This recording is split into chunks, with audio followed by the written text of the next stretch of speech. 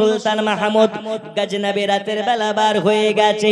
বন্ধুরে আমার সোনা মানিকেরা, গজনবী শহরের একটি বাজারে একটা মাদ্রাসা তলবে ইলম, একটা মাদ্রাসার তলবে ইলম।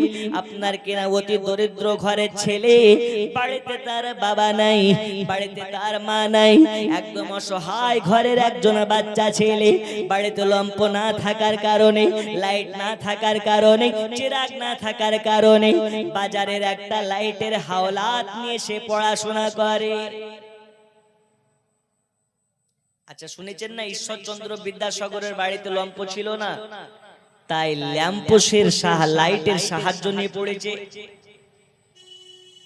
তো সুলতান মাহমুদ গজনবী রাহমাতুল্লাহ আলাইহির যুগে একটা মাদ্রাসা তালিব ইলমের বাড়িতে চিরাগ ছিল না, লম্প ছিল না, তেল ছিল না, যে কারণে একটা বাজারের লাইটের হাওলাত নিয়ে তিনি রাতের বেলা পড়াশোনা করছেন।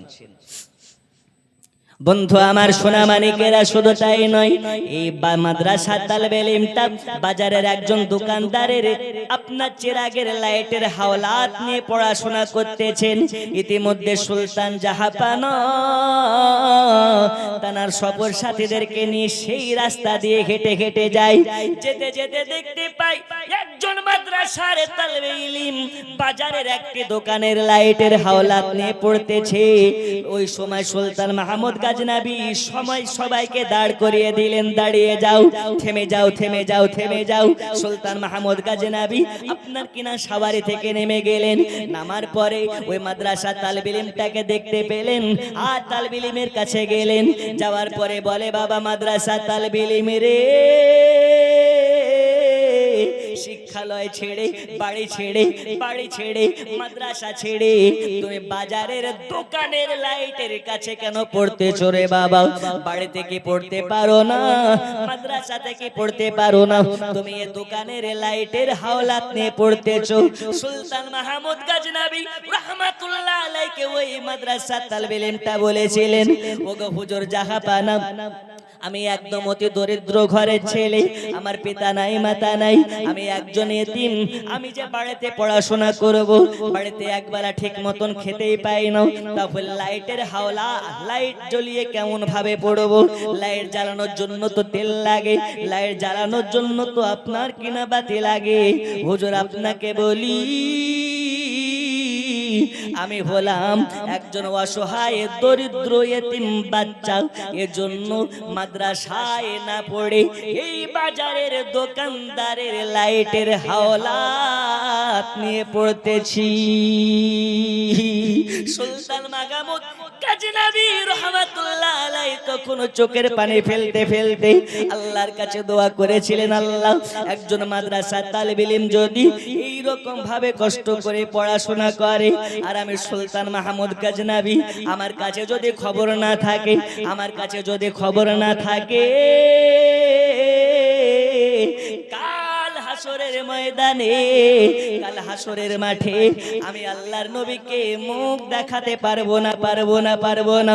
ওগো আল্লাহ তাআলা, আমি সুলতান মাহমুদ গজনবী, আল্লাহ আপনি আমাকে মাফ করে দিন, আর আমাকে এই দেশের জন্য আমি সুলতান, আমাকে কবুল করে নিন। আল্লাহুম্মা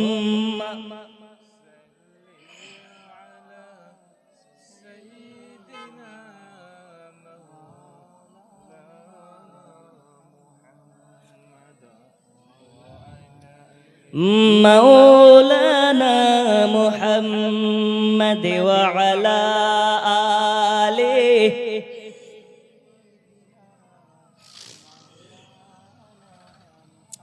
সুলতান মাহমুদ গজনবী রাহমাতুল্লাহ আলাইহি বলতেছেন, আল্লাহ গো, একটা মাদ্রাসা তালিব ইলম কষ্ট করে, এত কষ্ট করে পড়াশোনা করে, আর আমার কাছে যদি এই খোঁজ না থাকে, কাল হাসরের ময়দানে আল্লাহর কাঠগড়াতে দাঁড়িয়ে নবীর সামনে মুখ দেখাতে পারবো না। জোরে বলা যাবে না? ওই লিডার কোথায় আর আমাদের এলাকার লিডার কোথায়? আমাদের গ্রামের মেম্বার যদি একবার ভুল করে মেম্বার হয়ে যায়, ওই মেম্বার আগে একটা বিড়িকে দুইবার নিভিয়ে খেত, আর একবার যদি মেম্বার হয়ে যায় ও বিড়ি ছেড়ে এখন সিগারেট খায়। কথা কি ভুল বলছি আমি? ও যদি একবার ভুল করে নেতা হয়ে যায়, ও 14 গোষ্ঠী বসে খায়। আর ইনি সাধারণ কোন মেম্বার নয়, সাধারণ কোন নেতা নয়, ইনি একজন সুলতান হয়ে আল্লাহর কাছে রুনাজারি করছে, আল্লাহ আমাকে মাফ করে দিন, যদি এই তালেবে ইলমটার চোখের পানির বদদুয়া আমাকে লেগে যায়, কাল হাসরের ময়দানে আমি নবীকে মুখ দেখাতে পারবো না। বন্ধুরা আমার, সোনা মানিকেরা, চলুন আপনাকে একটু আগিয়ে নিয়ে যাই। এইবারে সুলতান মাহমুদ গজনবী একটু আড়ালে চলে গেলেন, চোখের পানি ফেলে ফেলে আল্লাহর কাছে রোনাজারি করে কান্না করলেন। বন্ধু আমার, সোনা মানিকেরা, এবার সুলতান মাহমুদ গজনবী ওই মাদ্রাসার তালেবে ইলমের কাছে আসলেন।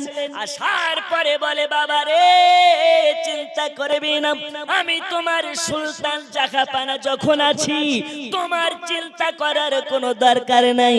সুলতান মাহমুদ গজনবী এবারে কি করলেন, নিজের একটা সোনার চেরাগ ছিল, একটা সোনার চেরাগ ছিল, যে চেরাগটা নিয়ে রাতের বেলা রাজকীয় কাজকর্মে আপনার কিনা ব্যবহার করত, ওই সোনার চেরাগটা বার করে মাদ্রাসা তালেবে ইলমটাকে দান করে দিলেন। বললেন, বাবা বাবা মাদ্রাসা তালেবে ইলম, শোনো শোনো, আজ থেকে তোমাকে বাজারের কোন দোকানদারের লাইটের হাওলাত নেওয়ার দরকার পড়বে না, বাজারের চেরাগের হাওলাত নেওয়ার প্রয়োজন পড়বে না। আজকে থেকে তুমি বাড়িতে পড়াশোনা করবে, মাদ্রাসাতে পড়াশোনা করবে। আর এই নাও, তোমাকে আমার সব থেকে প্রিয় নিজের সোনার চেরাগটা তোমাকে দিয়ে দিলাম, এই চেরাগ নিয়ে তুমি পড়াশোনা করবে, বাড়িতে পড়াশোনা করবে, মাদ্রাসাতে পড়াশোনা করবে। ওই সময় মাদ্রাসা তালেবে ইলমটা বলেছিলেন, হুজুর আমাকে চেরাগ দিচ্ছেন ভালো কথা, কিন্তু চেরাগ জ্বালানোর মতন আমার কাছে তেল কেনার মতন টাকা নাই হুজুর। ওগো হুজুর, চেরাগ জ্বালানোর মতন আমার কাছে তেল কেনার মতন সামর্থ্য আপনার কেনার সামর্থ্য নাই।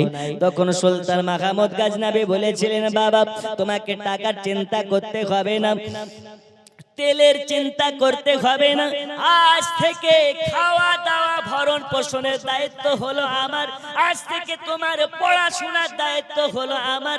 আর তোমাকে আমি ভালোবেসে মোহাব্বত করে তোমাকে সোনার চেরাগটা দিয়ে দিলাম, এই নাও আমার সোনার চেরাগটা নাও, আর বাড়ির দিকে চলে যাও। সুলতান মাহমুদ গজনবী মাদ্রাসার তালেবে ইলমটাকে মোহাব্বত করে আপনার সোনার চেরাগটাকে দান করে দিলেন। হাদিস শরীফের মধ্যে আসতেছে, আপনার কিনা ইতিহাসের মধ্যে আসতেছে, সুলতান মাহমুদ গজনবী এবার আপনার চেরাগখানাকে দান করে বাড়ি চলে গেলেন, আপনার দরবারে চলে গেলেন। রাজ দরবারে গিয়ে রাতের বেলা যখন আরাম কক্ষে গিয়ে আরাম করার জন্য বালিশে মাথা লাগিয়ে ঘুমিয়েছে, ঘুমের মধ্যে আপনার আমার জিন্দা নবী, হায়াতুন নবী, নূর নবী মদিনা শরীফে আপন রওজাতে না থাকতে পেরে সুলতান মাহমুদ গজনবীর স্বপ্নে নবী আমার হাজির হয়ে গেছে। আসার পরে সুলতান মাহমুদকে বলে, আরে সুলতান মাহমুদ গজনবী, দেখো দেখো দেখো দেখো দেখো, তোমার স্বপ্নে আমি নবী হাজির হয়ে গেছি। দয়াল নবী আমার যখন স্বপ্নে মাঝে হাজির হয়ে গেছে, সুলতান মাহমুদ গজনবী নবীকে আমার সালাম দেওয়ার জন্য দাঁড়িয়ে গেছে। আসসালাতু ওয়াসসালামু আলাইকা ইয়া রাসূলুল্লাহ, আসসালাতু ওয়াসসালামু আলাইকা ইয়া হাবিবাল্লাহ। নবী গো, আপনাকে যারা স্বপ্নে মাঝে দেখে নাই, আল্লাহ তাআলা তার জন্য জাহান্নামকে হারাম বানিয়ে দেয়। ওগো নবীজি, নবীজি আপনাকে যারা স্বপ্নে মাঝে দর্শন করে নাই, আল্লাহর নবী বলেছে তার জন্য জান্নাত ওয়াজিব হয়ে যায়। ওগো নবীজি, আপনাকে দেখতে পাবো আমি সুলতান মাহমুদ, এটা কোনোদিন আশা করেছিলাম না। নবী আমার বলে, সুলতান মাহমুদ গজনবী, আজ তোমার একটি কাজ, যেই কাজটা দেখে আমি নবী খুশি হয়েছি, যেই কারণে আমি তোমাকে স্বপ্নে মাঝে দিদার দিতে এসেছি। ওগো নবীজি, আমার কোন কাজটাতে আপনি খুশি হয়েছেন? নবী আমারে বললেন, সুলতান মাহমুদ গাজনবী, আজকে তুমি যেমন ভালোবেসে মোহাব্বত করে মাদ্রাসার তালিবে ইলমটাকে সোনারে চেরাগ দান করেছো, এটা দেখার পরে আমি নবী খুশি হয়ে গেছি। আজকে তুমি মাদ্রাসা তালিবে ইলমকে চেরাগ দান করেছো, আর আমি নবী তোমাকে তাই দান করার জন্য এসেছি। মাদ্রাসা তালিবে ইলমকে তুমি চেরাগ দান করেছো, আর আমি নবী আজকে তোমার স্বপ্নে মাঝে এসে সুলতান মাহমুদের আজ তোমাকে আমি দয়াল নবী জান্নাত দান করলাম। ওগো সুলতান মাহমুদ, তুমি দান করেছো চেরাগ, আর আমি দান করলাম তোমাকে জান্নাত। তাহলে বোঝা গেল মাদ্রাসার তালিবে ইলমের জন্য যদি একটা চেরাগ দান করার কারণে দয়াল নবী স্বপ্নে মাঝে এসে জান্নাত দান করে দেয়। আজ আমি আপনাদেরকে বলতে চাই, মহিষপুকুর গ্রামে আজকে একটা মাদ্রাসা চলতেছে, শিক্ষা প্রতিষ্ঠান চলতেছে। এই মাদ্রাসাতে আপনারা অনেকে 5,000 10,000 রড টাকা সিমেন্ট দান করতেছেন। আল্লাহ তাআলা আল্লাহর নবী বলেছেন, যারা নবীর মুহাব্বতে নবীর ঘর মাদ্রাসার জন্য 1 টাকা দান করে, আমি নবীজি যতক্ষণ পর্যন্ত জান্নাতে যাব না যতক্ষণ পর্যন্ত ওই 1 টাকা দানকারীকে আমার সঙ্গে জান্নাতে না নেব। আমাকে বলেছে, হুজুর 12টা বাজলে একটু কিছু চেয়ে নিন। তো মাত্র 10টা মিনিট সময় নষ্ট করে আমি আবার যাব ওয়াজের দিকে চলে। আছেন নাকি সুলতান মাহমুদ গাজনবী মাদ্রাসার তালিবে ইলমের জন্য একটা চেরাগ দান করে যদি নবীর কাছ থেকে ডাইরেক্ট জান্নাত পেয়ে যায়, একজন মার্দে মুজাহিদ হাত তুলে বলতে পারেন, হুজুর আজকে জালসা থেকে ওয়াদা করলাম মাদ্রাসার ছাদ ঢালাই হতে বাকি আছে, 5 পাঞ্জাতনের মুহাব্বতে আমি 5,000 টাকার ওয়াদা করছি। একজন ব্যক্তি মাত্র 10 মিনিট চেয়ে আমি একটু ওয়াজের দিকে যাব। আছেন? একজন ব্যক্তি নবীর ঘর মাদ্রাসার ছাদ ঢালাই হবে, একজন ব্যক্তি 5,000 টাকার নাম লেখাতে পারেন? ভাবনা চিন্তা করেন না। সুলতান মাহমুদ বলতেছেন, মাদ্রাসা তালিবে ইলমকে মুহাব্বত করে আমি একটা চেরাগ দান করলাম, আর চেরাগ দান করার কারণে নবী আমাকে স্বপ্নে এসে আমাকে জান্নাত দান করে দিলেন।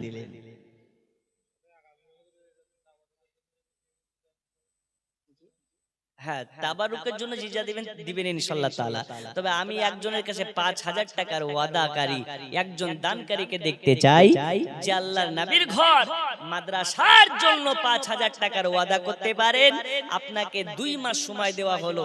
একজন হাত তুলে বলতে পারেন, হুজুর আমি 5,000 টাকা দেব মাদ্রাসার জন্য। আছেন কেউ? হবে? নেই? আছে ইনশাআল্লাহ তাআলা। দেওয়ার মতন দানকারী অনেকে আছেন। 5,000 টাকা এমন কিছু নয়। সুলতান মাহমুদ গাজনবী যদি মাদ্রাসা তালিবে ইলমকে মুহাব্বত করে চিরাগ দান করে নবীকে দেখতে পাই, তো ইনশাআল্লাহ আমরাও দান করে নবীর দিদার পাবো। বলুন ইনশাআল্লাহ। একবার জোরে হবে না ইনশাআল্লাহ? এখন বলিয়েন না, কালকে বাড়িতে সকালে গিয়ে বলিয়েন। নবীর দেশে চলো না,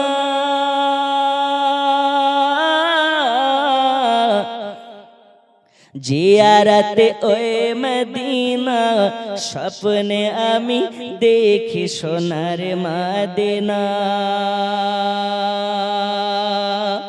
আমার নবী নূরের নবী, তো জাহানের ধানের ছবি, ওই নবীকে দেখার তারে মন হলো মোর দিওয়ানা।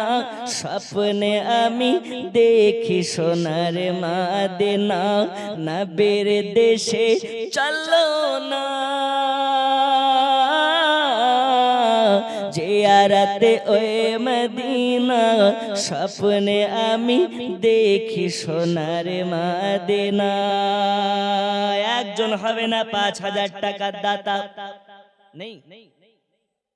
আচ্ছা 2,000 1,000 যে যা পারবেন দেন, একটু তাড়াতাড়ি করে নামটা লিখিয়ে দেন। তবে একজন 5,000 টাকার দাতা মাদ্রাসার ছাদ ঢালাইয়ের জন্য আমি একজনের কাছে নেব। কবি লিখতেছে, আল্লাহ তোমার কাবা ঘর রেখো আমায় মেহমান করে, আল্লাহ তোমার কাবা ঘর রেখো আমায় মেহমান করে, কত হাজিরা সব তপ করে আমার যাওয়া হলো না, স্বপ্নে আমি দেখি সোনার মদিনা, নবীর দেশে চলো না।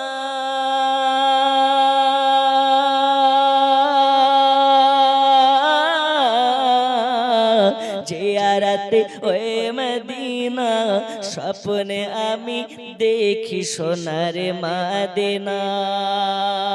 জোরে বলুন। একজন নেই 5,000 টাকা? কি নাম?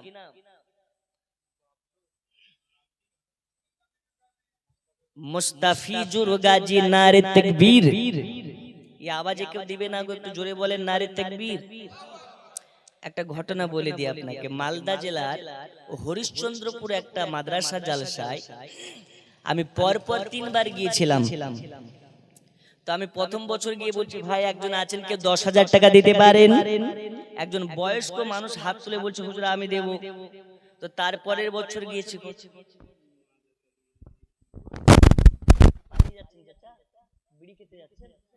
বসেন, আচ্ছা মাশাআল্লাহ, আচ্ছা বসেন, তাবারুক খেয়ে যাবেন, বসেন। তো দ্বিতীয়বার গিয়েছি, বলছে কেউ আছেন 10,000 টাকা দিতে পারেন?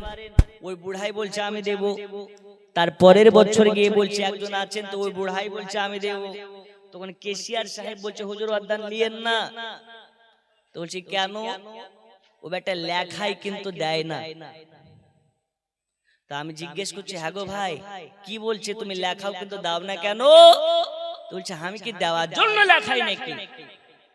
তো কি জন্য লেখাও? বলছে আমার দেওয়া দেখি সবাই দেবে এই জন্য লেখাই। কত চিটারের বেটা চিটার। এজন্য মুর্শিদাবাদের হুমায়ুন কবির থেকে বড় চিটার। দেখছেন না সোশ্যাল মিডিয়াতে? আমাদের মুর্শিদাবাদের একজন পেট মোটা নেতা প্রথমে ভেবে, আমরা জানতাম যে বেটা প্রথম থেকেই হচ্ছে হনুমানের মতন এই ডাল থেকে ও ডাল, ও ডাল থেকে ডাল লাফিয়ে বেড়ায়। কোন সময় কংগ্রেস, তো কোন সময় সিপিআইএম, কোন সময় সিপিআইএম তো কোন সময় বিজেপি। 2021-এ বিজেপি থেকে লড়েছিল। সেই মালটা বাবরি মসজিদের নাম করে বিজেপির কাছ থেকে নাকি 1,000 কোটি টাকার ডিল করে মুসলমানদেরকে ধোঁকা দেওয়ার জন্য, বোকা বানানোর জন্য বেলডাঙ্গাতে বাবরি মসজিদের আপনার শিলান্যাস করেছে। এই নিউজ দেখছেন না? দেখছেন না? এখন বলছে এটা এআই, সত্য ভিডিও নয়। বাবা মানুষ চেনা খুব বড় দায়। আরে মানুষ অর্থের কাছে, ক্ষমতার কাছে গিয়ে ইমানকে বেলুনের মতন করে ফেলে। ও জানে না এটা বেলুনের ন্যায়, একটু টোকা লাগলে বাস্ট হয়ে যাবে। আল্লাহ সকালের রাজাকে বিকালে ফকির আপনার কিনা ভিখারি বানাতে পারে না? পারে না? আরো জোরে বলুন, পারে না? পারে না? বড় বড় ক্ষমতাধর ব্যক্তি এসেছে, আবার তাদের ক্ষমতা বিলীন করে দিয়েছে। তাই হুমায়ুন কবিরের মতন নেতাকে এটা মাথায় রাখা উচিত। এক পা কবরে চলে গেছে, এক পা বাইরে আছে। তুমি যদি বাস্তবেই 1,000 কোটি টাকার বিনিময়ে মুসলমানের ভাব আবেগে কষ্ট পৌঁছাও, ইনশাআল্লাহ তাআলা মুসলমান এর জবাব একদিন খুব ভালোভাবে দেবে, এমন ভাবে দেবে গোটা পশ্চিমবঙ্গের মুসলমানের প্রয়োজন পড়বে না। বেলডাঙ্গার মানুষ তোমাকে জিন্দা কবর দেবে। যাই হোক, একজন 5,000 টাকা হয়েছে, মাত্র 10 জন ব্যক্তি 2,000 টাকা করে টাকা একটু তাড়াতাড়ি করে দিয়ে দেন।